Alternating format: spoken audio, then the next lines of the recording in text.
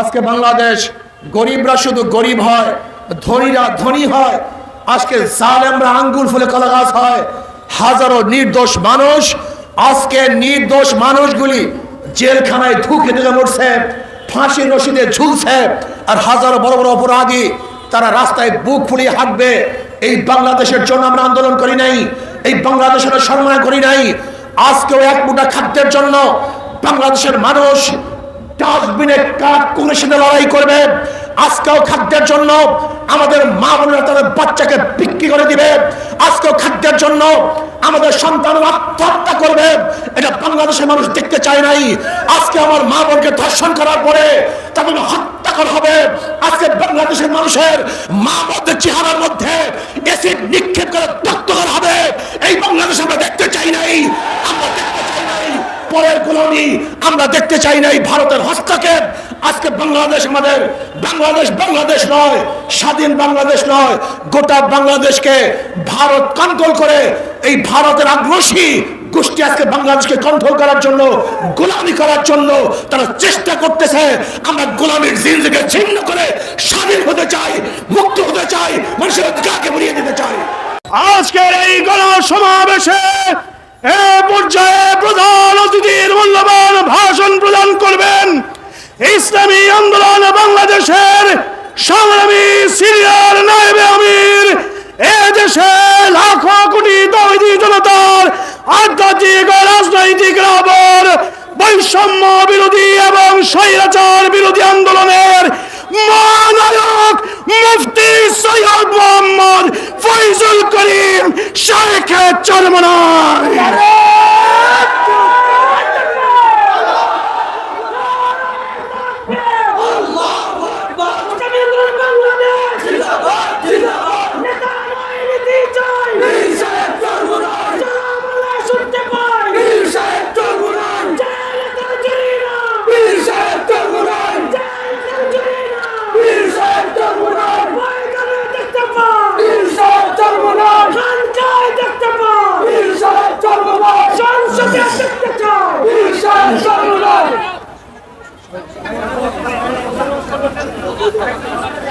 আসসালামু আলাইকুম ওয়া রাহমাতুল্লাহি ওয়া বারাকাতুহু।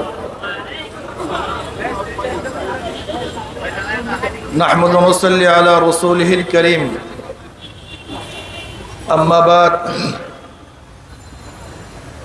ফাআউযু বিল্লাহি মিনাশ শাইতানির রাজীম। বিসমিল্লাহির রাহমানির রাহিম। ওয়া তিলকাল আইয়ামু নুদাবিলুহা বাইনান নাস। সাদাকাল্লাহুল আলিয়্যুল আযীম। সবাই পড়ি সাল্লাল্লাহু আলাইহি ওয়াসাল্লাম। ইসলামী আন্দোলন বাংলাদেশ সিলেট জেলা ও মহানগর শাখা কর্তৃক আয়োজিত আজকে এই গণসমাবেশের সম্মানিত সভাপতি, সেরে তাজ শ্রদ্ধাভাজন ওলামায়ে কেরাম, সর্বস্তরের ইসলাম প্রিয় দেশপ্রিয় ভাইয়ের আমার, আজকে যে ভূখণ্ডের মধ্যে অবস্থান করছে, এই ভূখণ্ড ইতিমধ্যে 4 বার স্বাধীন হয়েছে। আপনারা জানেন 200 বছর ব্রিটিশ এদের শোষণ করেছিল। ব্রিটিশদের বিরুদ্ধে মুসলমানরাই প্রথম আন্দোলনের সূচনা করেছিল। সেই আন্দোলনের ভিত্তিতেই ব্রিটিশ এদেশ থেকে ভাগতে বাধ্য হয়েছিল।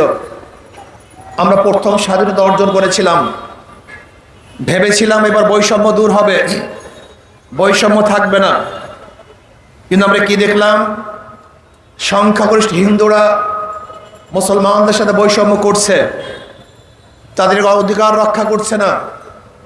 আবার মুসলমান আন্দোলন শুরু করেছে আলাদা ভূখণ্ডের জন্য, স্বতন্ত্র এক দেশের জন্য।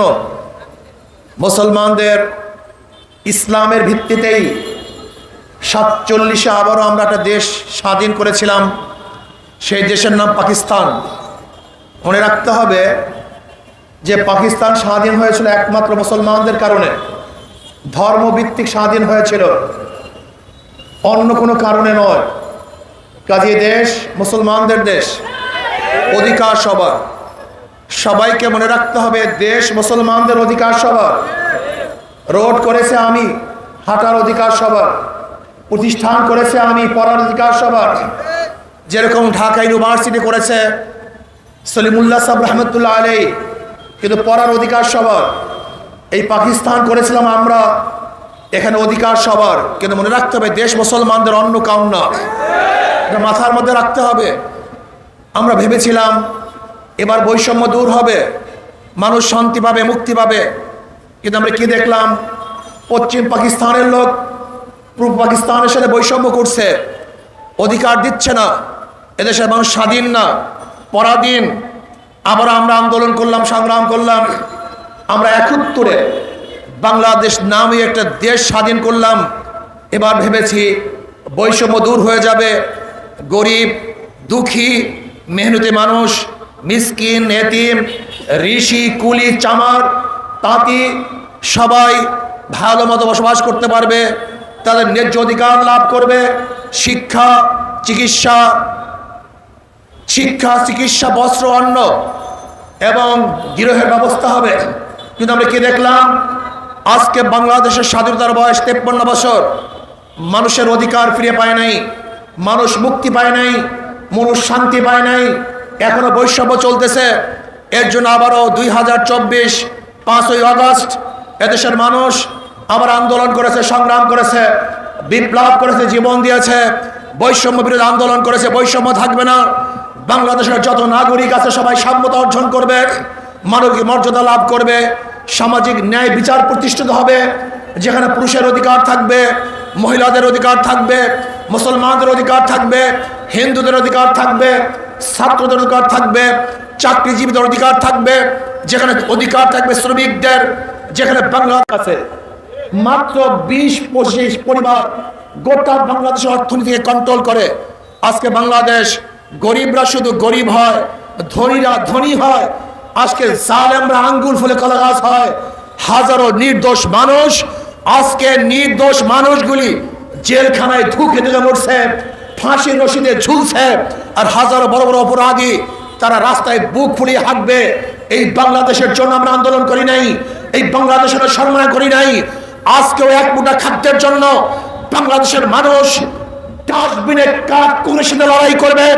আজকেও খাদ্যের জন্য আমাদের মা বোনেরা তাদের বাচ্চাকে বিক্রি করে দিবে। আজকেও খাদ্যের জন্য আমাদের সন্তানরা আত্মহত্যা করবে। এটা বাংলাদেশের মানুষ দেখতে চায় নাই। আজকে আমার মা বোনকে ধর্ষণ করার পরে তাদের হত্যা করা হবে। আজকে বাংলাদেশের মানুষের মা বোনদের চেহারার মধ্যে এসিড নিক্ষেপ করে দগ্ধ করা হবে। এই বাংলাদেশ আমরা দেখতে চাই নাই। আমরা দেখতে চাই নাই পরের গোলামি, আমরা দেখতে চাই নাই ভারতের হস্তক্ষেপ। আজকে বাংলাদেশ আমাদের, বাংলাদেশ নয়, স্বাধীন বাংলাদেশ নয়, গোটা বাংলাদেশকে ভারত কন্ট্রোল করে। এই ভারতের আগ্রাসী গোষ্ঠী আজকে বাংলাদেশকে কন্ট্রোল করার জন্য, গোলামি করার জন্য তারা চেষ্টা করতেছে। আমরা গোলামির জিনজিকে ছিন্ন করে স্বাধীন হতে চাই, মুক্ত হতে চাই, মানুষের অধিকারকে বলিয়ে দিতে চাই। আমরা যে আন্দোলন করেছিলাম সাম্যতা রক্ষা করার জন্য, বৈষম্য দূর করার জন্য, সাম্য, মানবিক মর্যাদা, সামাজিক ন্যায় বিচার প্রতিষ্ঠিত করার জন্য, আমরা কি দেখলাম? যে 5ই আগস্টের পরে আবারও দখলদারি, আবারও চাঁদাবাজি, আবারও তোফাজ্জলকে হত্যা করা হয়েছে, নির্দোষ তোফাজ্জলকে হত্যা করা হয়েছে। আজকে আমার মা বোনকে ধর্ষণ করা হয়েছে। আজকে আমি কি দেখলাম? হাজারো নিরাপদ মানুষকে আবারও কেসে দেওয়া হয়েছে, হাজারো গরু লুট করা হয়েছে, ঘর লুট করা হয়েছে, মানুষের অত্যাচার করা হচ্ছে, জুলুম করা হচ্ছে, নির্যাতন করা হচ্ছে। এর জন্য মানুষ আন্দোলন করে নাই, সংগ্রাম করে নাই, রক্ত দেয় নাই। আমরা চাই না জুলুম আর দেখতে, বাংলাদেশের মধ্যে বৈষম্য দেখতে চাই না। আজকে গরিব ছাত্ররা অর্থের অভাবে পড়াশোনা করতে পারবে না, তারা উচ্চ শিক্ষায় শিক্ষিত হতে পারবে না, এইটা আমরা দেখতে চাই না। আজকে আমার মা বোন মিসকিনরা, এতিমরা, বিধবারা না খেয়ে থাকবে, এই বাংলাদেশ আমরা দেখতে চাই না। আজকে আলেমদের সাথে বৈষম্য করা হচ্ছে। সবচেয়ে বেশি বৈষম্য শিকার হচ্ছে আলেমরা। আজকে শিক্ষিত আলেম যারা মেধাবী, শিক্ষিত, অনার্স পাস করার জন্য যেই পরিমাণ পড়াশোনা করে, একজন ছাত্র ইফতা পাস করার জন্য তার চেয়ে 1000 গুণ বেশি পড়াশোনা করে। অথচ আজকে আমাদের মাদ্রাসার ছেলেরা কেন তারা বিশেষ পরীক্ষায় অংশগ্রহণ করতে পারবে না? তারা কেন বিশেষ পরীক্ষা দিতে পারবে না? আজকে মাদ্রাসার ছেলেরা কেন চাকরিজীবী হবেন না, তারা বাংলাদেশের কোনো জায়গায় কেন যেতে পারবে না? এটা বৈষম্য। এর চেয়ে বড় বৈষম্য কিছু হতে পারে না। আজকে কওমি মাদ্রাসার সাথে বৈষম্য করা হচ্ছে। কওমি মাদ্রাসার ছেলেদেরকে আজকে অনেক জায়গায় ইন্টারভিউ দেওয়ার জন্য অযোগ্য ঘোষণা করা হচ্ছে। আজকে যেই মাসআলাগুলি কওমিয়ার ছাত্ররা সবচেয়ে বেশি জানে, সেই নিখার কাজী হিসাবেও আজকে কওমি মাদ্রাসার ছেলেরা চাকরি পাচ্ছে না। এটা কেমন বৈষম্য আমি তো বুঝছি না। আজকে কওমিয়ার ছাত্ররা পুলিশে অংশগ্রহণ করতে পারছে না, র্যাবে অংশগ্রহণ করতে পারছে না, আজকে মিলিটারি অংশগ্রহণ করতে পারছে না, বিসিএস ক্যাডারে অংশগ্রহণ করতে পারছে না। এটা বৈষম্য। এই বৈষম্য বাংলাদেশের মানুষ দেখতে চায় না। আজকে অর্থনীতির অবস্থাটা কি? ধনী শুধু ধনী হবে আর গরিব শুধু গরিব হবে, এই বৈষম্য দেখতে চাই না। আজকে বাংলাদেশের অর্থনীতির অবস্থা কি জানেন আপনি? আপনি যাবেন ব্যাংকে 5 লক্ষ টাকা আনার জন্য, ব্যাংক বলবে আপনার কি মর্গেজ দেওয়ার টাকা আছে? আপনি বলুন আমার তো মর্গেজ নেই। তাহলে ব্যাংক তো আপনাকে টাকা দিবে না, যার টাকা আছে ব্যাংক তাকেই টাকা দিবে। তার মানে ধনীকে ধনী বানায়। যার 5 লক্ষ টাকা আছে ব্যাংক তাকে 5 লক্ষ টাকা দেয়। যে ব্যক্তিকে লোন দেওয়া হয়েছে তারই লোন মাফ করা হয়, তার ইন্টারেস্ট মাফ করা হয়। তাই ধনীকে বর্তমান অর্থনীতি 5 বার ধনী বানায় আর গরিবের পেটে 5টা লাথি মারে। আগের থেকে বড় লোকের 5 লক্ষ টাকা ছিল, একবার ধনী। ব্যাংক থেকে 5 লক্ষ টাকা দিয়েছে, 2 বার ধনী। তার লোন মাফ করা হয়েছে, 3 বার ধনী। তার ইন্টারেস্ট মাফ করা হয়েছে, 4 বার ধনী। আর গরিবের পেটের মধ্যে 5টা লাথি। আগের থেকে 5 লক্ষ টাকা ছিল না, 1 লাথি। ব্যাংক থেকে 5 লক্ষ টাকা দেয় নাই, 2 লাথি। তার ইন্টারেস্ট মাফ করা হয় নাই, 3 লাথি। তার লোন মাফ করা হয় না, 4 লাথি। এবং বড়লোকদের যেই টাকা মাফ করা হয়েছে, এই টাকাগুলো যদি বাংলাদেশ ব্যাংকে থাকতো, ওই গরিব বাংলাদেশের নাগরিক হিসাবে সেই টাকারও মালিক ছিল। কিন্তু বড়লোকদেরকে লোন মাফ করার কারণে গরিবের পেটের মধ্যে 8 লাথি, মোট 5 লাথি। বর্তমান অর্থনীতি গরিবকে গরিব বানায় আর ধনীকে ধনী বানায়। আর ইসলামী অর্থনীতি হলো গরিবকে ধনী বানায় আর ধনীদেরকে সাম্য রাখে, সমান রাখে। যেমন জাকাত কাদের জন্য? গরিবদের জন্য। ওসর কাদের জন্য? গরিবদের জন্য। ফিতরা কাদের জন্য? গরিবদের জন্য। দান কাদের জন্য? গরিবদের জন্য। মানব কাদের জন্য? গরিবদের জন্য। ইসলামী অর্থনীতি, গোটা অর্থনীতি গরিবদের জন্য। অথচ কপাল পরা গরিবরা ইসলামকে ফলো করে না, ইসলামী অর্থনীতি বাস্তবায়ন করতে চায় না। আমি চ্যালেঞ্জ দিয়ে বলতে পারি, যে ইসলামী অর্থনীতি বাংলাদেশে বাস্তবায়ন হয়, আগামী 5-10 বছর পরে একজন গরিব সীমার, দরিদ্র সীমার নিচে থাকবে না, সব দরিদ্র সীমার উপরে চলে যাবে। আজ আমি চাই যাদের মাধ্যমে এদেশের গরিবরা গরিব হয়, জুলুম হয়, অত্যাচার হয়, অবিচার হয়, তাদেরকে আমরা ক্ষমতায় দেখতে চাই না। যারা 5ই আগস্টের পরে লুট করছে, চাঁদাবাজি করছে, এদেরকে আমরা দেশের মধ্যে ক্ষমতায় দেখতে চাই না। ভাইরা আমার, আজকের সমস্যা আমাদের মধ্যে, সমস্যা সরকারের মধ্যে নয়, সবচেয়ে বড় সমস্যা হলো জনগণের মধ্যে। এই জনগণ কাকে নির্বাচন করবে, এই নির্বাচন করতে ভুল করার কারণেই তারা বারবার ক্ষতিগ্রস্ত হয়। আপনাকে অবশ্যই মনে রাখতে হবে, একজনের নাম এ, একজনের নাম বি, একজনের নাম সি। এও চোর, বিও চোর, সিও চোর। ক্ষমতা আছে এ, সে কি করবে? কথা বলেন। হটাও এ, বসাও বি, সে কি করবে? হটাও বি, বসাও সি, সে কি করবে? কারণ নেতার পরিবর্তন হয়েছে, দলের পরিবর্তন হয়েছে, নীতি ও আদর্শের পরিবর্তন হয়নি। ওসি চলে যায়, এসপি পরিবর্তন হয়, ডিসি ট্রান্সফার হয়, কিন্তু দুর্নীতি ট্রান্সফার হয় না। এর কারণটা কোথায়? এর কারণটা হলো নেতা পরিবর্তন হয়েছে, লেকিন নীতি ও আদর্শের পরিবর্তন হয়নি। মাদার গাছ লাগিয়ে আমের আশা করা যায় না, তেঁতুল গাছ লাগিয়ে মিষ্টি ফলের আশা করা যায় না। চোরের মাধ্যমে চোর মুক্ত দেশ গড়া যায় না, ধর্ষকের মাধ্যমে ধর্ষক মুক্ত দেশ করা যায় না, দুর্নীতির মাধ্যমে দুর্নীতি মুক্ত দেশ করা যায় না। যতদিন পর্যন্ত খোদাভীরু আল্লাহওয়ালা নেতৃত্ব দেশের নেতৃত্ব না প্রদান করবেন, ততদিন পর্যন্ত আন্দোলন করবেন, সংগ্রাম করবেন, কিন্তু মানুষের ভাগ্যের পরিবর্তন হবে না। আজকে এটিএম আবু তুরাব, এই সিলেটের সাংবাদিক, বৈষম্য বিরোধী আন্দোলন করতে গিয়ে তিনি শহীদ হয়েছেন। যে জালেমরা তাকে শহীদ করছে, আমরা তাদের বিচার কামনা করছি। আজকে দেখেছেন গোটা বাংলাদেশ চলতেছে ভারতের নিয়ম অনুযায়ী। আমি গিয়েছিলাম আজকে যেখানে ভোলাগঞ্জ পাথর উত্তোলন করা হয়, সেখানে কি অবস্থা, পরিবেশের দোহাই দিয়ে পাথর উত্তোলন করা সম্পূর্ণ বন্ধ করে দিয়েছে।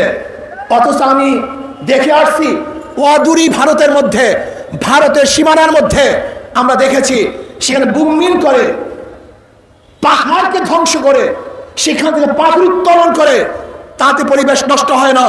অথচ আমাদের দেশের কিছু ভারতের দালালরা পরিবেশের দোহাই দিয়ে আমাদের দেশের হাজার হাজার হাজার হাজার কোটি কোটি টাকা আজকে তারা নষ্ট করে ফেলেছে।